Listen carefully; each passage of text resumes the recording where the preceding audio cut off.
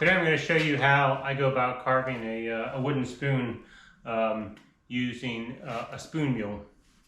And when I started out carving spoons, I used a workbench, clamped it to the workbench and worked off there. But this winter I completed, and this isn't winter, this is now summer, but this past winter I completed this spoon mule and have begun to use it to carve my spoons and actually really enjoy it. So I'm going to show you how I go about that. It's kind of morphed as I've used this longer and longer. I haven't looked into how other people are doing it, so these are just all my own ideas. But hope you enjoy the video. So the first thing I want to start with is a device or an attachment jig that I developed. I developed this to make it easier to carve or hollow the bowl of the spoon on my my spoon mule.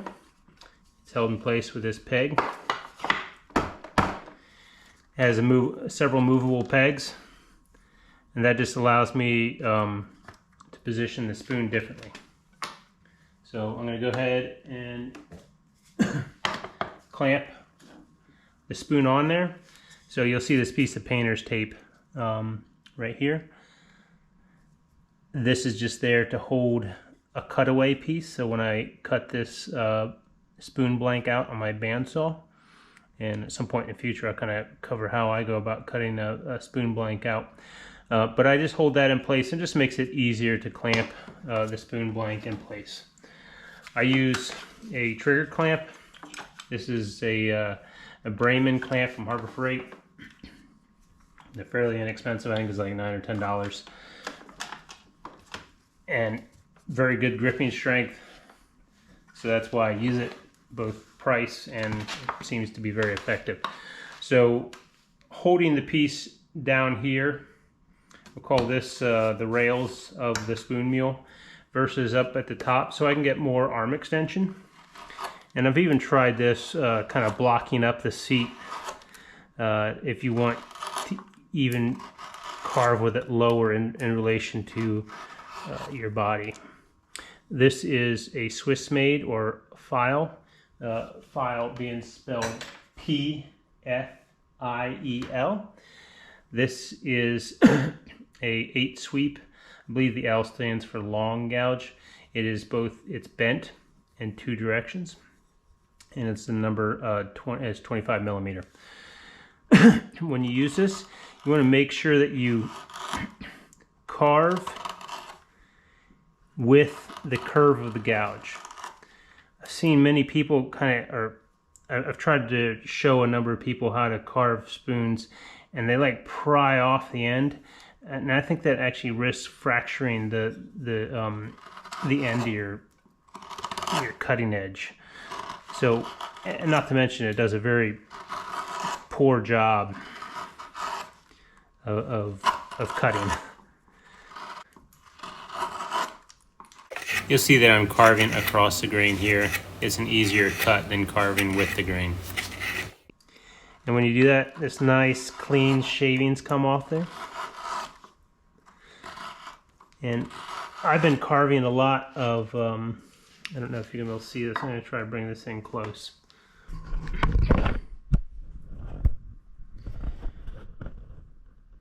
You can see some tool marks here.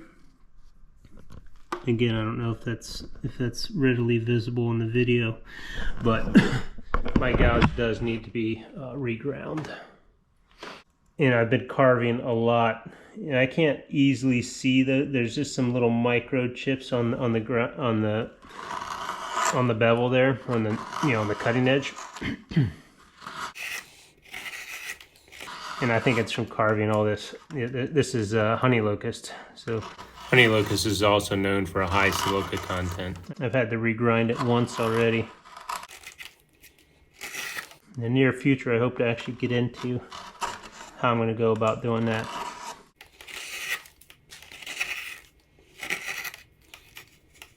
So sometimes you get to a point where the gouge no longer wants to follow the curve. So you can either kind of come from the side and wrap around, Another thing that needs to be done here pretty shortly is I need to flip this around and carve from the other direction. But you just kind of make a longer cut by coming from the side and just wrapping the cut all the way around the edges.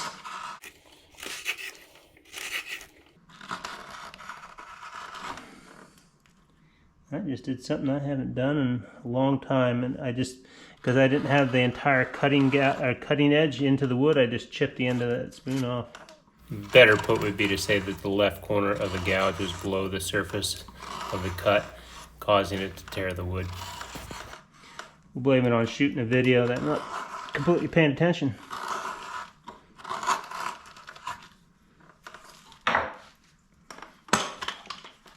Let me just flip that around. Come from the other side. And initially, when I made the first video, I had a piece of this track underneath here. And then I would just slide, this into it. And not with this particular trigger clamp. But then I found that it was actually handier to have nothing down there. And it allowed me to clamp the spoon in whatever posture I wanted. So I'm a little steeper over here, so I'm just going to kind of work my way at the top and knock that edge off. Because if you try to come from the bottom, you will you just end up prying the fibers off, kind of chewing it up.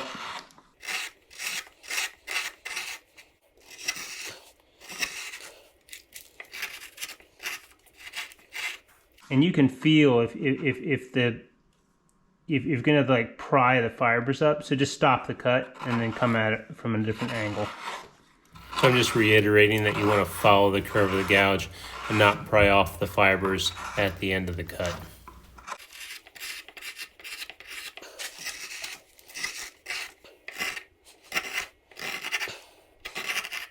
Another thing you can do as you get deeper and deeper, you can stop coming up the other side. So you can just carve on your near side, kind of stop in the bottom.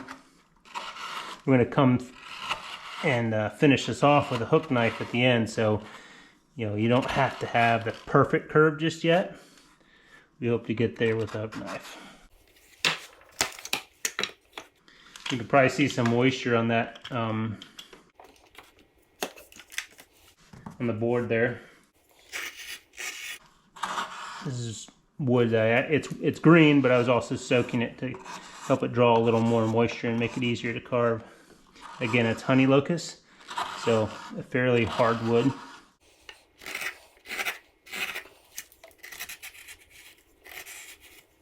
And again, just kind of coming around the side a little bit.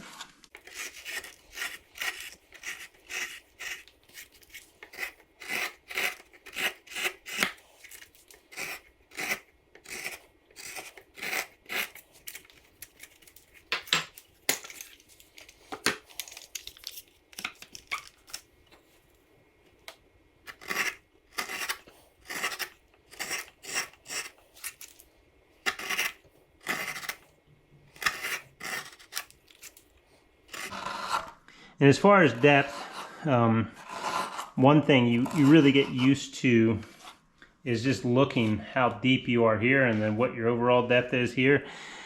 And without even touching it, you can largely just see the depth of the spoon that you haven't gone through the bottom. When you're new, a little device like this, make sure that's all in the picture there. A device like this can be really handy.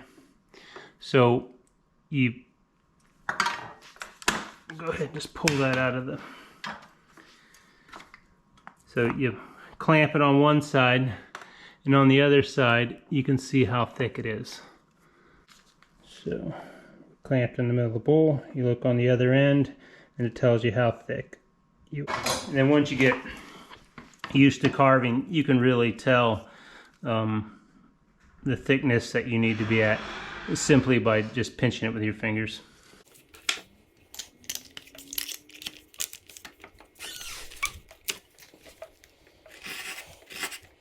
Next, we're going to the other side. I keep and down.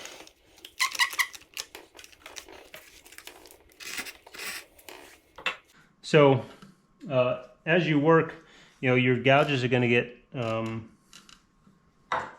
dull. And I use this strop. I actually made this as a bench strop, but I found that it works well for this. It doesn't have to be this big, but this piece of wood is 18 inches this way. It's 4 inches that way, and it's 3 inches thick. Again, it doesn't need to be anywhere near that thick. I found it really useful, and maybe having a bit of a gut helps, but trapping it kind of between your gut and this gouge carving attachment, and I just push it away from me. What I have on there is some Veritas honing compound. I believe they offer too many. And this is the honing compound I like the best.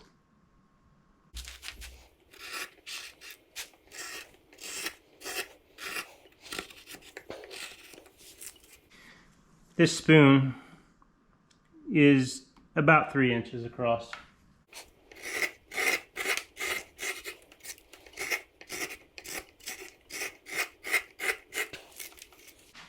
Another alternative to carving from one side you can use, and this is a Swiss-made spoon gouge. This will make that curve, that radius. It's a little less friendly to use because the sweep is so, or the bend, I guess, is so sharp. You almost need like a little secondary help from down here to kind of help push the cut through. But this gouge really works if you're kind of running out of space as far as being able to make that complete cut with the bigger gouge. The other gouge, I would say, if you're making serving spoons, would be my preferred gouge to start with. The next tool that I'm going to use, I don't have a manufacturer on this. I love the tool. I'm not crazy about the steel on this one, so it doesn't matter that I don't know where it comes from. I found a similar tool from Deep Woods Venture. They're calling it a TWCA cam.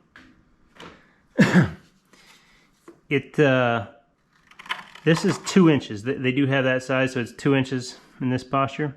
And I like how you can get two hands on that, and you can use it when it's down there, clamped to the gouge fixture.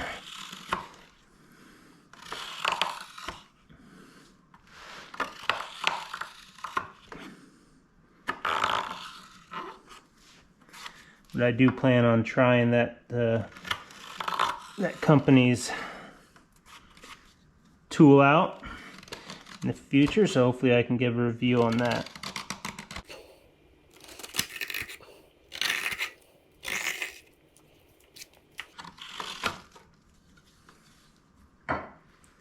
That is something I'm going to add in the future, is some more pinholes or peg holes on the other side, so I can really pry toward myself if I want to.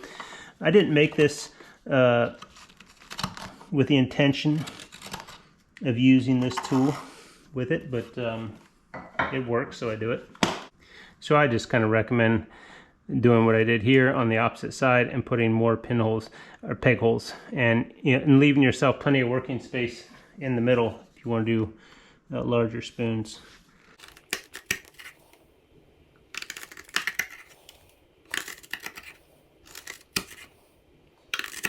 And after having worked with a number of these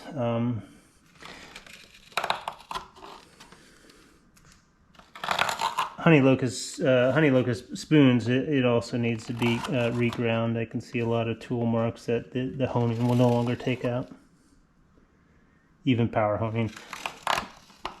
Again, make as many cuts across the grain as possible. It makes the work a little easier.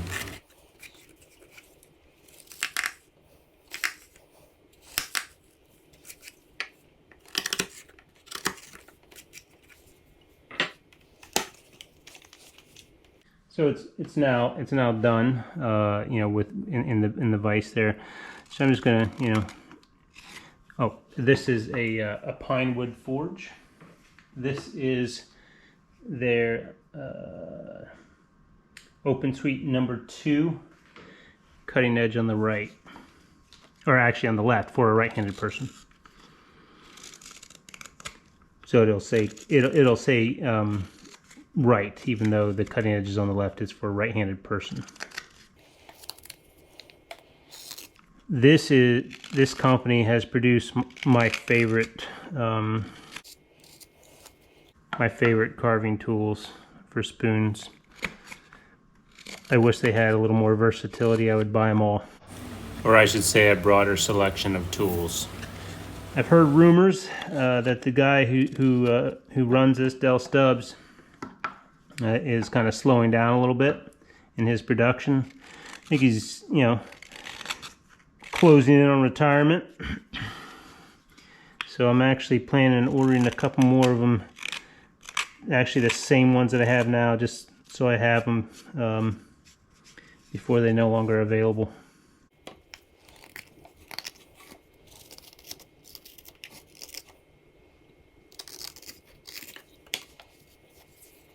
There's the bowl, the hollow bowl of the spoon. And we're gonna have to make this a little more shallow when it's all said and done to get rid of that little chip I created.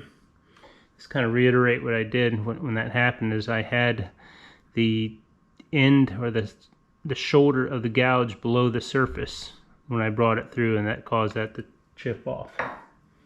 So pay attention and that won't happen.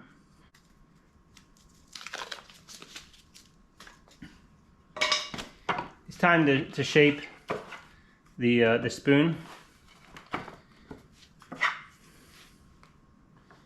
Again, I'm going to do something I don't think is typically done. I'm going to add a clamp on there. And I think especially with this harder wood, this allows me to pull plenty hard without concern of pulling this blank out of my jaws. Now I'm using a draw knife. This is a small 4.5-inch file or Swiss-made draw knife. I find this size perfect for a spoon. You can use, a large one, but it's kind of like, it's overkill.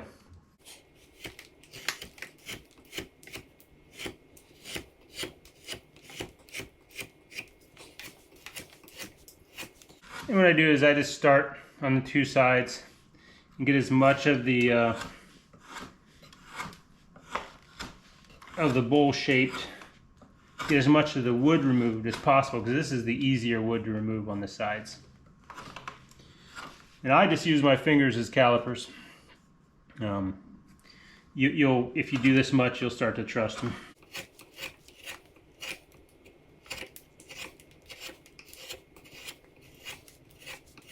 Doesn't hurt to use a little slicing action. Help you get through those fibers a lot faster, or more easily anyhow.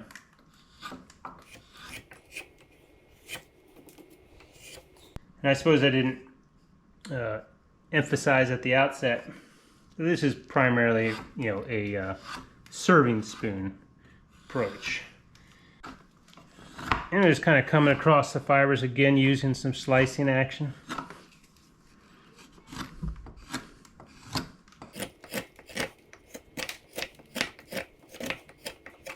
This side is a little more awkward for me, just because I'm right-handed.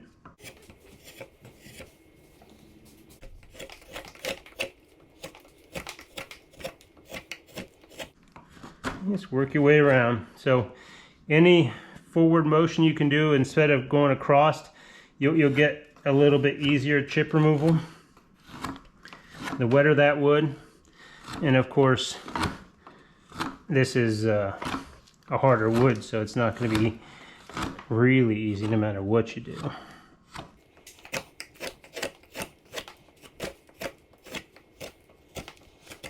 This clamp here isn't necessary, but you may be, if you're carving wood that's this hard, you may be either taking real light cuts or sticking your spoon in there more and more, so not too much of a traditionalist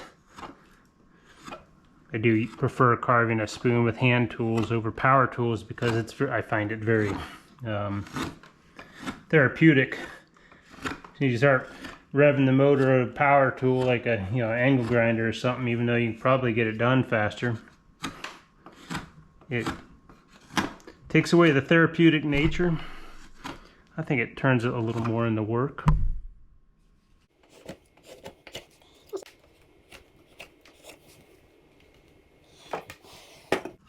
Again, I'm just trapping this between my gut.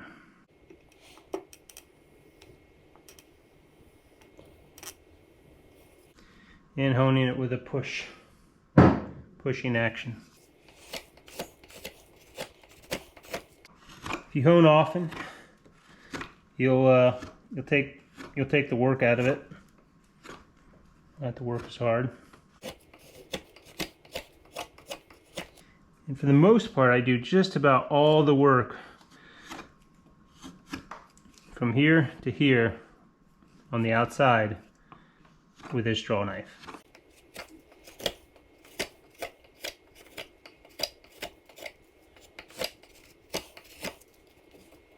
Just using my fingers as calipers. So when you're starting out, if you want to start out with using some actual calipers, and they don't need to be as large as the ones I showed you. I do a lot of wood turning, so that's what those are from. You probably see all the dust in my shop. Well, it's from wood turning. It's among the dustier woodworking adventures you can undertake, especially if you turn bowls and power sand. Alright, so we're done. We're done with that. I'll pull that forward just a little bit more.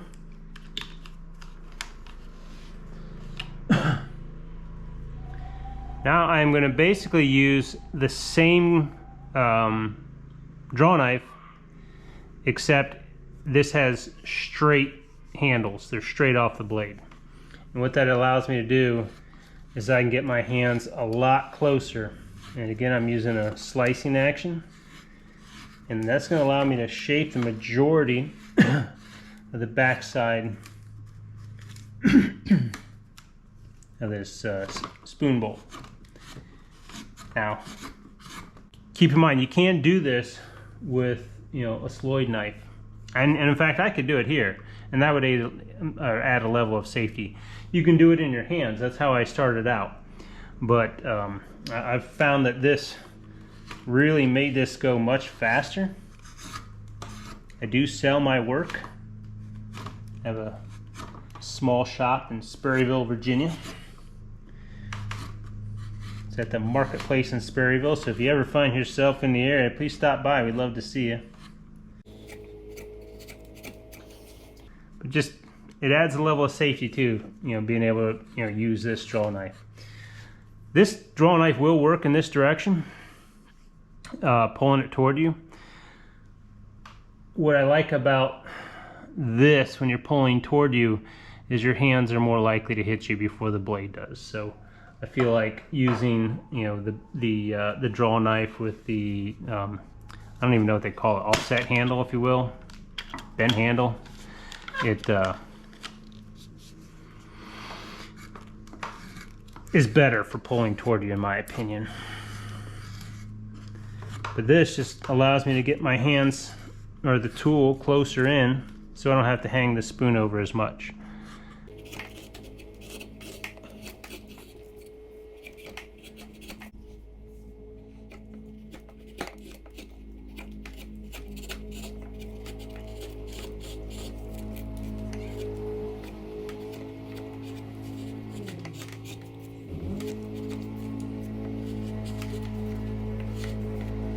I'm not really trying to come around that corner at all. I'm just trying to get up to it. There's gonna be a lot of knife work in there. You just want to get the bulk of the carving, the stock removal done with the draw knife. Just constantly touching it, and as a gauge. One thing you want to make sure you do is pay attention. So as you're carving, if the blade starts to dive into the grain, immediately stop, or you're going to take a big chunk out of the spoon. You never want to try to carve in this direction. So if you're not sure if you carve from here out to the rim, that's a safe way to make sure you're not going to chip a big chunk off.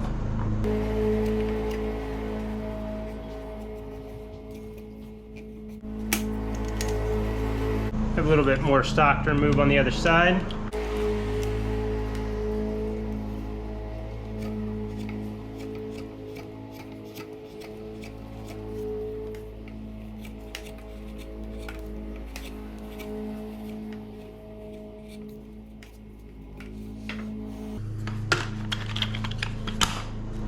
And that's the spoon, with the exception, of course, we need to fix that at some point. So the next thing I'm going to do is I'm going to fix our screw up. I'm using a Veritas low angle spoke shave.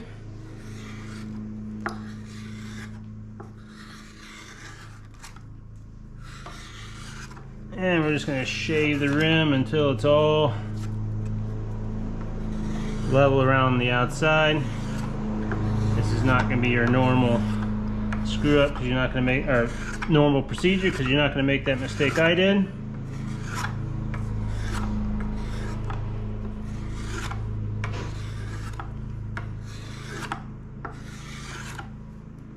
Just about there.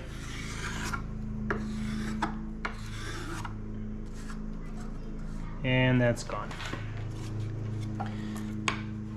Taking a look at the fibers. So think of the fibers as dog hair. Think of the fibers as dog hair. These are running fairly in line with the spoon. So I'm not 100% certain which way is going to carve better without getting tear out. So we'll just start in one direction, and it will more than likely. Down here on the handle end, I'm going the wrong direction.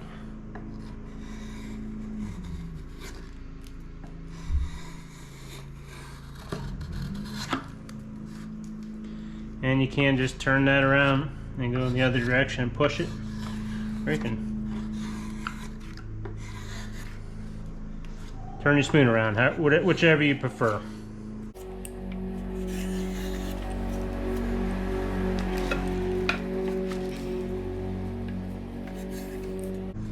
I do find it a little easier to draw toward myself.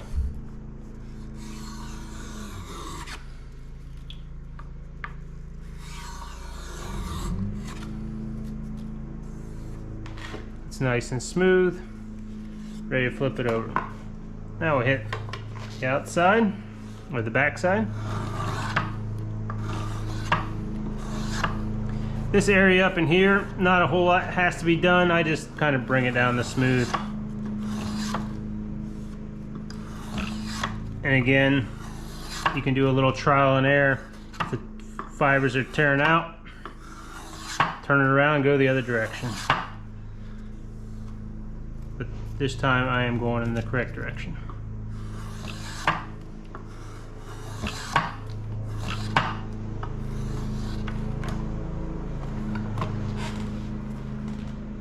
Getting a lot of vibration as they come off the end.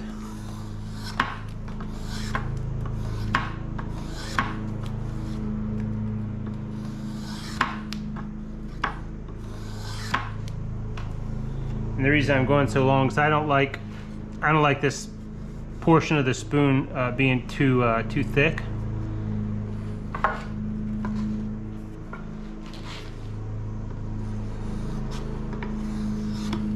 Sometimes when bandsawing is out, I probably err on the side of caution.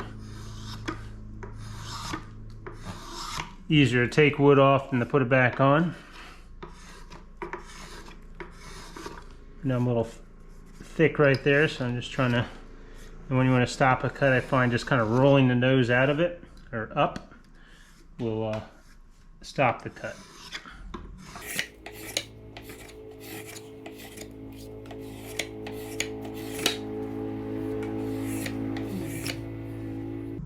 Getting close to where I want to be in thickness.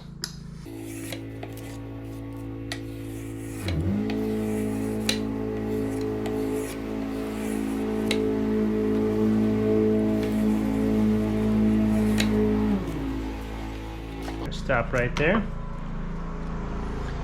Take another gander at the fibers to see if I can tell which way the grain's going.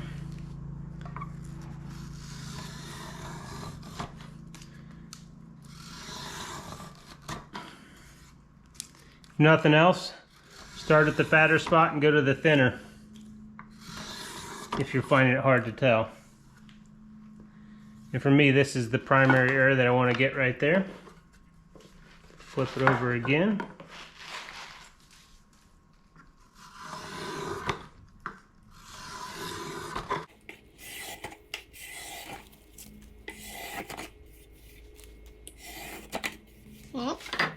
So now I just need to remove a lot of material in here. I'm just going to take my pencil and create a center line. And what that allows, or what that does for me, is I don't have to work back and forth. I can just work on one side till I get it about where I want it. The center line does not have to be perfect. I just eyeball it. So now I'm going to remove all the material back in there. This is how I do it. Again, the trigger clamp. You could try gripping that with you know, the jaws again, but it's hanging off there a good long ways. And again, this is really determined which way you go on the grain. So if the grain starts, if your tool starts to dig in, you know you're going the wrong way. And just flip it over. So what I'm doing is I'm going to create a spine on the back and keep the thickness on the really the top of the spoon.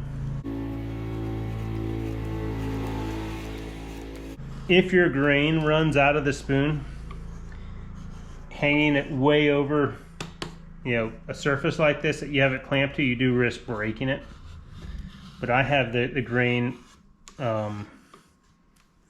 fairly well lined up, so I have almost no concern at all.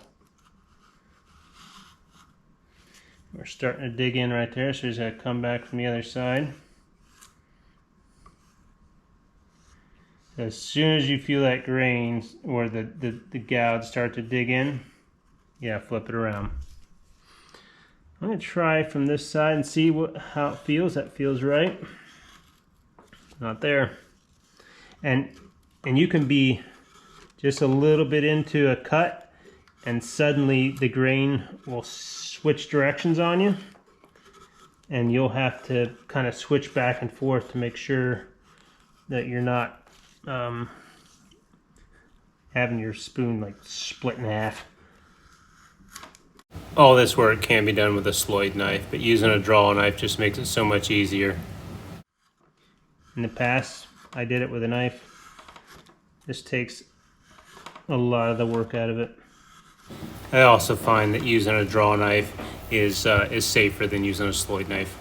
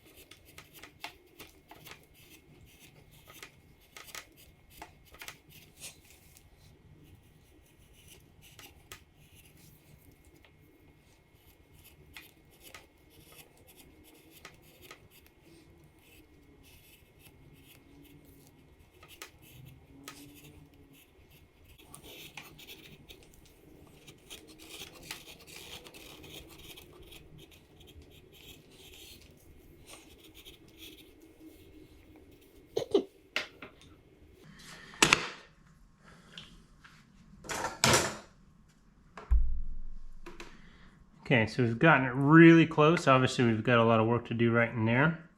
I've got a lot of sharp corners, so I'm going to just take the spoke shave and knock those off real quick.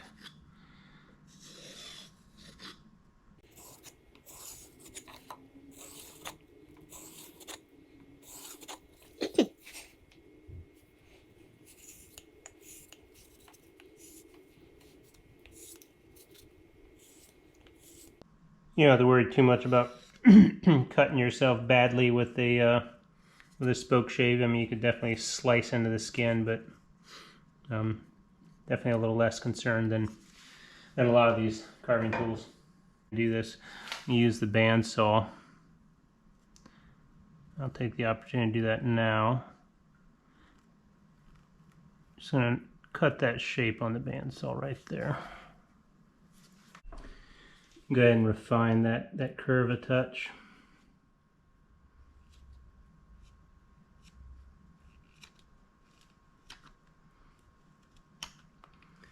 I meant to capture that on the camera, but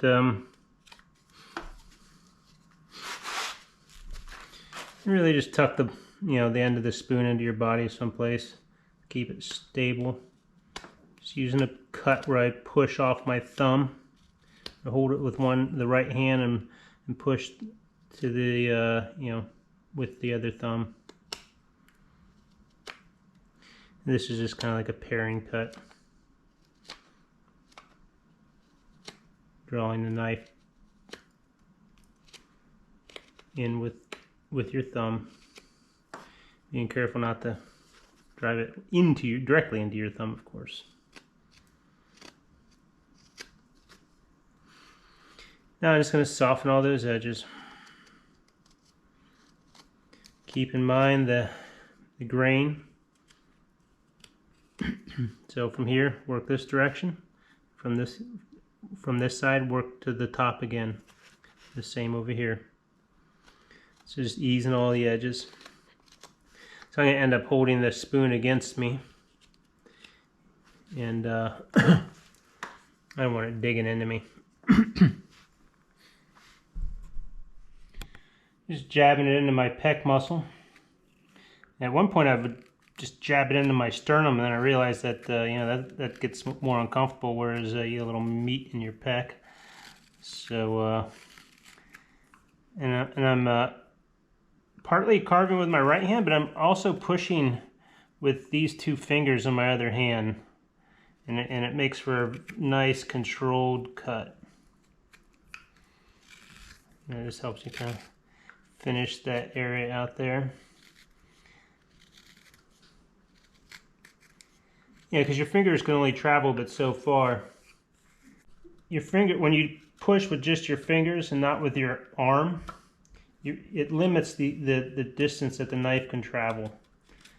So you really can't, if you do end up cutting yourself, you can't really drive it in deep. Or at least you'll find it harder. I'm sure you could do anything you set your mind to.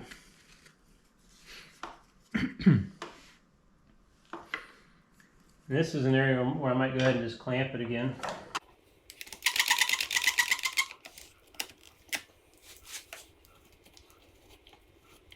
Some angles are harder to hold on to the spoon. Guess I didn't really show that to you guys. So you see I clamped it in there, and this just allows a nice convenient way for me to hold this. But I'm using the same techniques of controlling the knife, pushing with my fingers.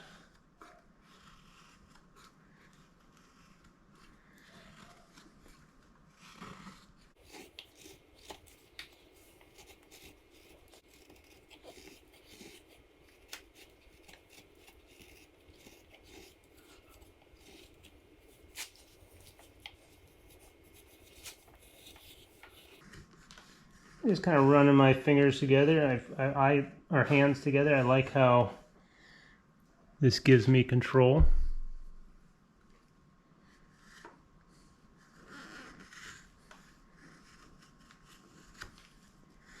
I'm not pulling hard, I am pulling with my arms a little bit. Partly with my body, just kind of rock your body backwards a little bit.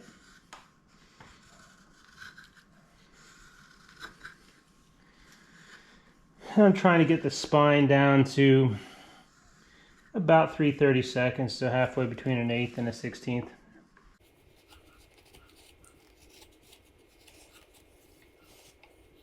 An 1/8 would be fine too.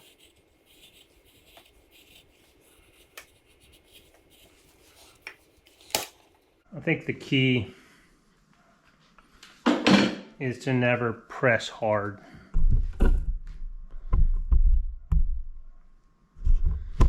Again, just going to put that into my chest.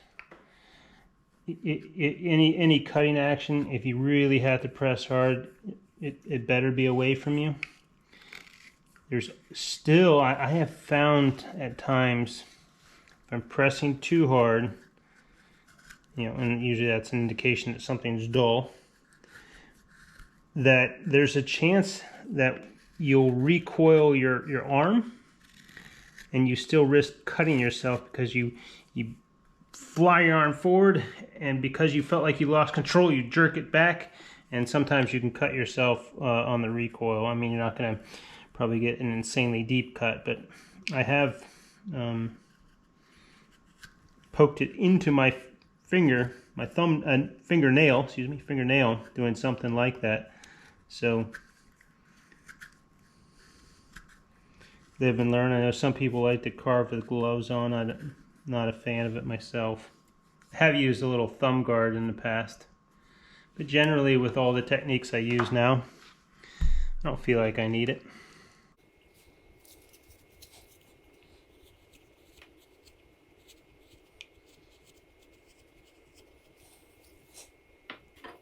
There's not much to carve there, so just hooking that into my peck and knock off that sharp edge there. Same on the other side. One time seemed like that did the trick on each of those. A little refining right in there, and then just some refining around the bowl, and we'll be done. Actually here too, actually. Don't want any machine marks.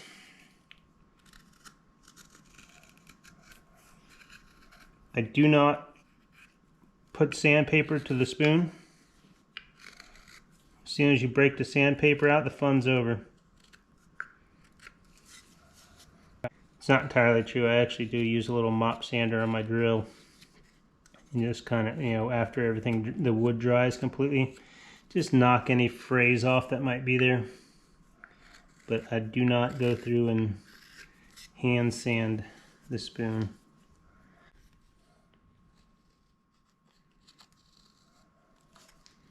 Again, I really like to use my fingers, the rolling of a wrist in this case. If you gotta press hard, probably need to hone the knife, you know.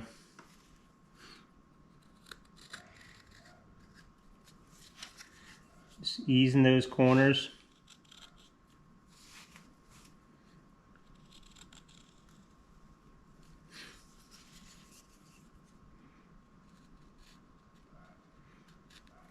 Ease the corner of the spoon. Actually, there might be some light tool marks. A lot of times when I shape the bowl, I don't get it right to the rim, so it's going to knock off any tool marks there.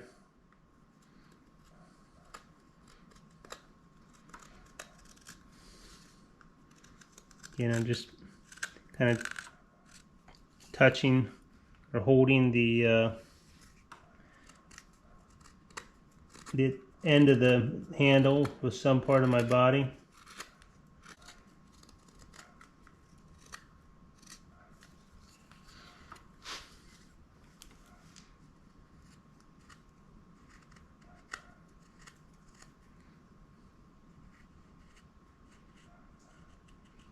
Just roll that corner a little bit.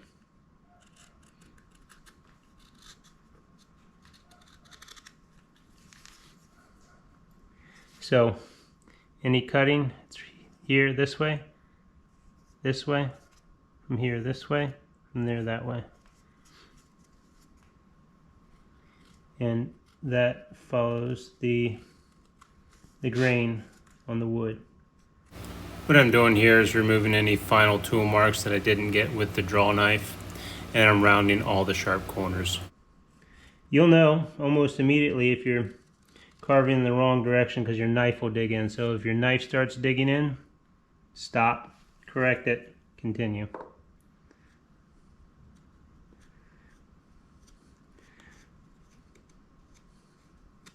Don't continue the cut thinking it's going to get better. It will not.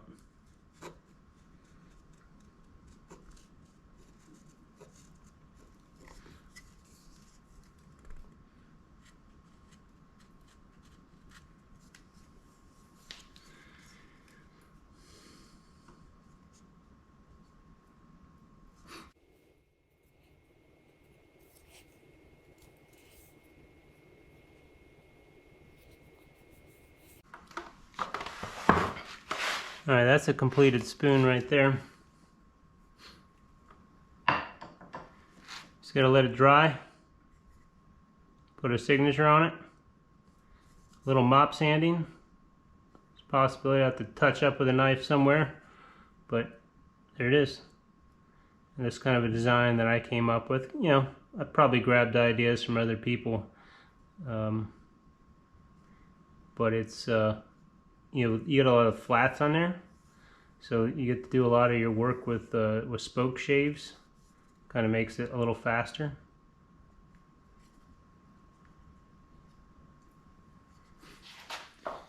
If you found this video useful, please like and subscribe, and I hope to see you in the next one. Take care.